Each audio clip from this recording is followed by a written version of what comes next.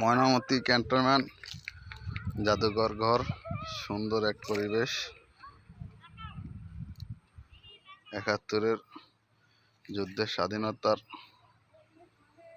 সরঞ্জামগুলি এখনো এখানে দেখা যায়, প্লাস পরিবেশটা অনেক সুন্দর। জাদুঘরের মতোই করছে, অনেক ভাল লাগে। আসলে আসার সৌভাগ্য হয়েছে, এটাই আলহামদুলিল্লাহ, আল্লাহর কাছে শুকরিয়া আদা। বিশাল এক এরিয়ার ছবি সম্ভব না। এই যে আমাদের মানুষজনগুলি, এই যে